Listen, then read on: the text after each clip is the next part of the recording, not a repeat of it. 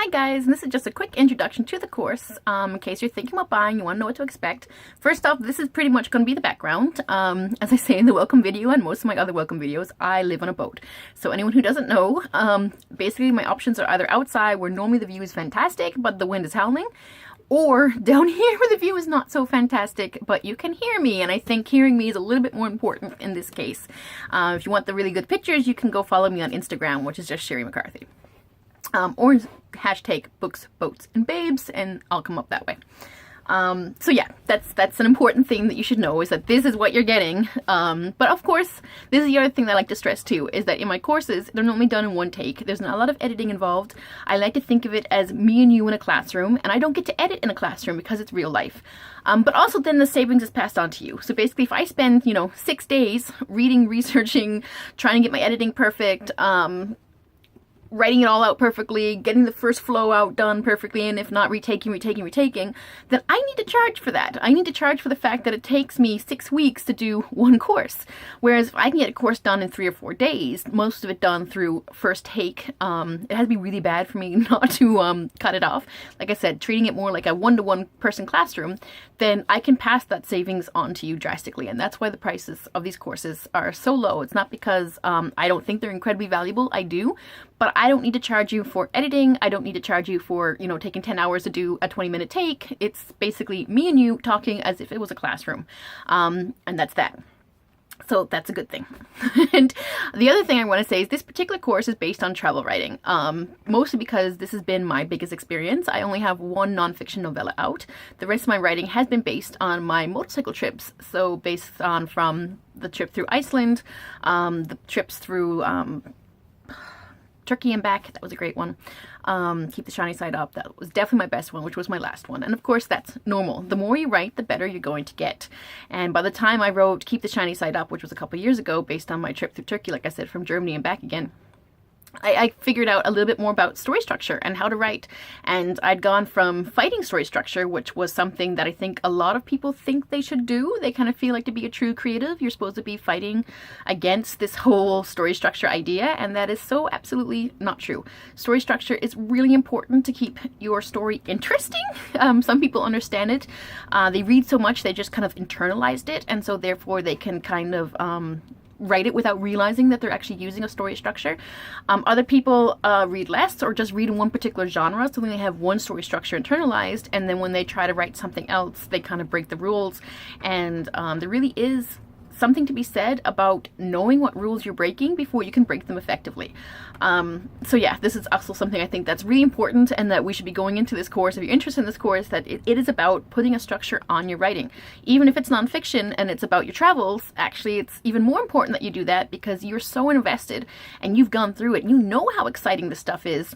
But if you're not careful, it can quickly become to other people just a string of events, and a string of events is not an interesting story. There's got to be something that we're invested in, and that's why your mom particularly loves all your stories, because she's really invested in you. Most moms anyway, not everybody's, but most moms really think that everything their child does is fantastic, and or at least highly interesting. And unfortunately, if you're not someone's mom or dad, then they're probably not as interested or as invested. So now you need to make them invested, and part of the way you do this is through story structure. So the story structure that we're actually imposing on there's many different types of story structures. They all basically come down to the same things, but different styles. And the one that this course is focusing on is the hero's journey, or heroine's journey. And the things we'll be looking at is the masculine and the feminine. And that's not to say that the masculine always has a masculine root and the males can only have the masculine, and the feminines therefore only has a feminine side and only women can do it. It's actually not true at all. It's just the fact that the feminine side is based on the descent of Inanna, and tends to focus on women having, or the character, which normally tends to be women because that's just the way we've been raised. But again, depending on the story, it can be mixed up or reversed, but just for the most part is that a woman is giving something up. She's not supported when she leaves. She actually has to decide that something has happened to her, and then she decides to go on this quest. And the quest is normally leaving the tribe, which is exactly what traveling is. You're leaving home. And the big difference between males and females is that men also have to leave the tribe and also have to go on a quest. Something has happened, but that the feminine hero's journey, they're normally not supported in this quest, whereas the masculine hero's journey, they tend to be supported. So think of the same way that, Eat, Pray, Love is actually a really great example of this, in that, she goes through this divorce and he doesn't even really want to divorce her. And everyone's like, are you crazy? What are you doing going away for a year? Some people weren't really rooting for her to kind of go on this quest.